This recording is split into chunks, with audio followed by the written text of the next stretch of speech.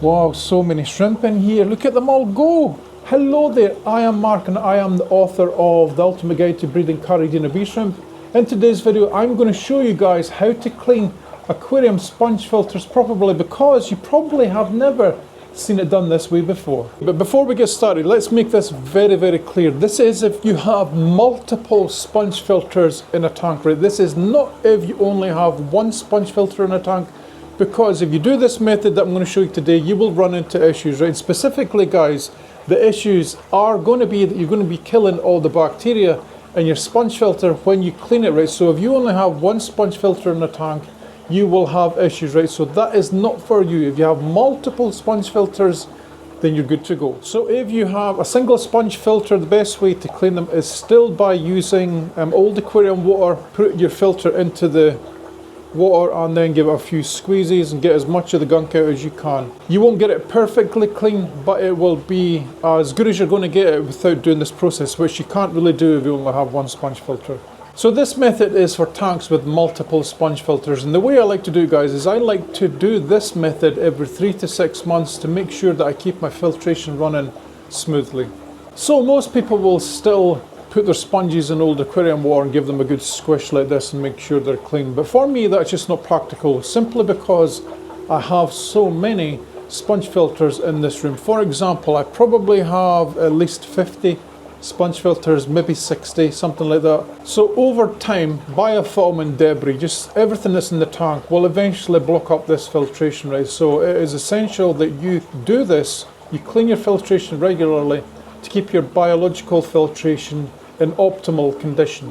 A sure sign that your filtration is needing to be cleaned is when you look at the outflow and you see bubbles coming out, but they're just bursting and there's very, very little flow.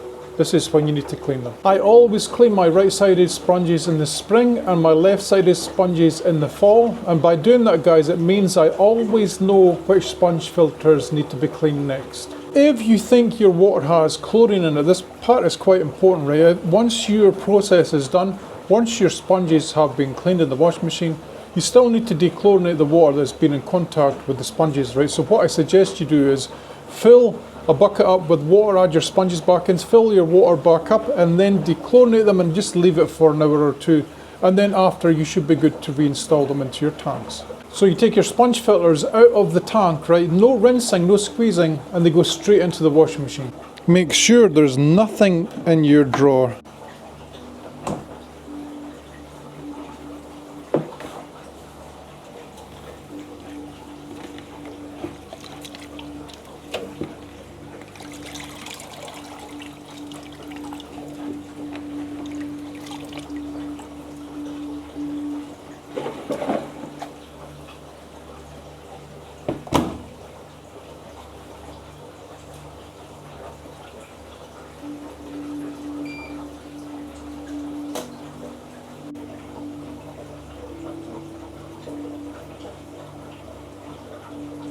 Once your cycle is finished and your sponges are clean, what I like to do, guys, is I like to take them over to the sink and just inspect them to make sure that all the muck is out, because if it's not, you don't want to put that back in your tank, right? So what you would do in that scenario, if everything was still a little bit dirty, because it has happened to me before in the past, is you put the stuff back into the machine and you put it on a rinse cycle for about 15 to 20 minutes, and then when they come out, the water will be crystal clear, your sponges will be good, okay?